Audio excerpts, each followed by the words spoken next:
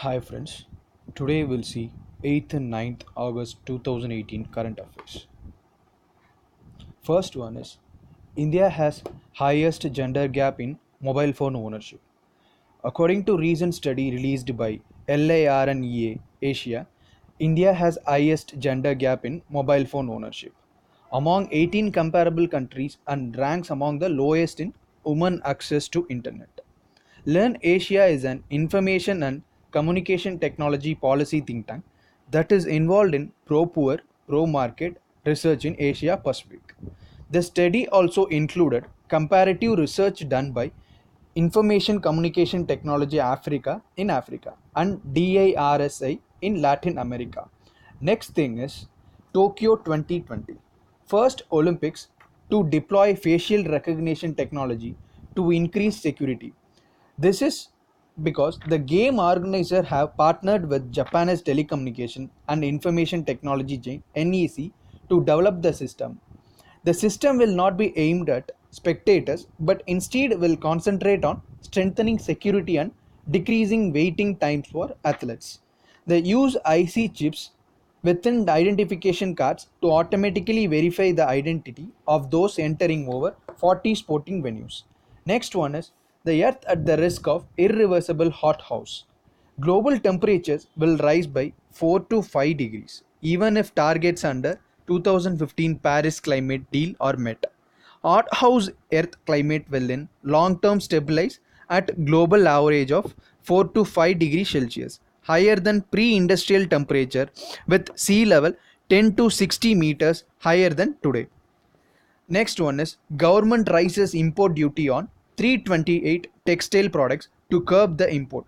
This is because generally government raises import duty to protect the domestic manufacture and increase the price of domestic products. If we increase import product, our domestic product won't be competitive in the market because of cheaper import products. So government has double import duties on 328 textile products to 20% from existing of 10% under section 159 of the Customs Act 1962. Increases in duties will give edge to the domestic manufacturers as imported products are currently cheap. It will curb soaring imports from China and focus more on local value addition in labor intensive sector. This move will also help to promote Make in India. Next thing is restricted area permit eased for foreigners visiting 29 islands of Andaman and Nicobar Island. Union Home Ministry has excluded 29 inhabited islands in Andaman and Nicobar from restricted area permit regime under the Foreigners Restricted Area Orders 1963 till December 2022. This decision aims to increase footfalls and promote tourism. Government is also planning to open 11 other uninhabited islands to foreigners. However, citizens of Afghanistan, China and Pakistan and foreign nationals having their origin in these countries will continue to require restricted area permit to visit union territories. Next is Pradhan Mantri Krishi Sinchai Yojana. Government, NABARD and National Water Development Agencies revised for 99 projects. This is because for funding of central share of 99 prioritized irrigation projects under Pradhan Mantri Krishi Sinchai Yojana through long-term irrigation fund. The revised memorandum of understanding will enable Ministry of Water Resources to release central assistance to prioritized projects under Pradhan Mantri Krishi Sinchai Yojana as per requirements from time to time. Department of Economic Affairs, Ministry of Finance has modified certain existing mechanism of funding of this 99 projects under long-term irrigation fund. If we see about Pradhan Mantri Krishi Sinchai Yojana, it was launched in July 2015 with overarching vision to ensure access to some means of protective irrigation for all agricultural farms in the country and to produce per drop more crop. It was formulated by amalgamating earlier scheme of Accelerated Irrigation Benefits Program, Integrated Watershed Management Program and On-Farm Water Management component of National Mission on Sustainable Agriculture.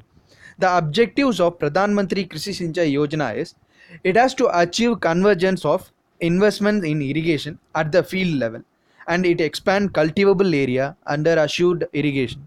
It enhanced adoption of precision irrigation and other water saving technology like more crop per drop, and improve on farm water use efficiency to reduce wastage of water, and increase recharge of aquifers, and introduce sustainable water conservation practices. Next thing is All India Institute of Ayurveda inks memorandum of understanding with IIT Delhi to boost research in traditional medicine. Here, if we see about All India Institute of Ayurveda, it is a premier institute of Ayurveda under Ayush Ministry, and it aimed at upgrading the national institutes of traditional medicine at par with IITs and IIMs.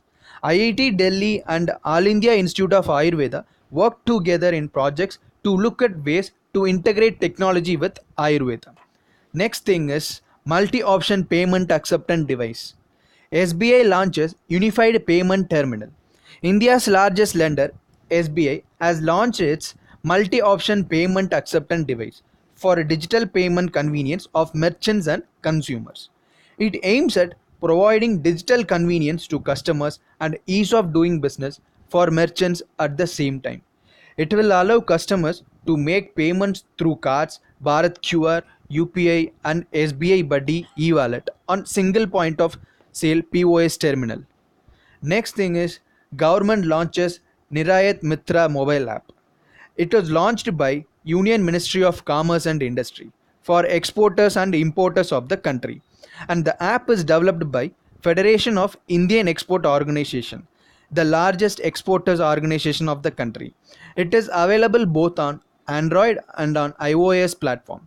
The app provides wide range of information required to undertake international trade, right from policy provision for export and import, applicable GST rate, available export incentives, tariff, preferential tariff, market access requirement, sanitary and phytosanitary measures, and technical barrier to trade. And next thing is NRI cannot file RTA application.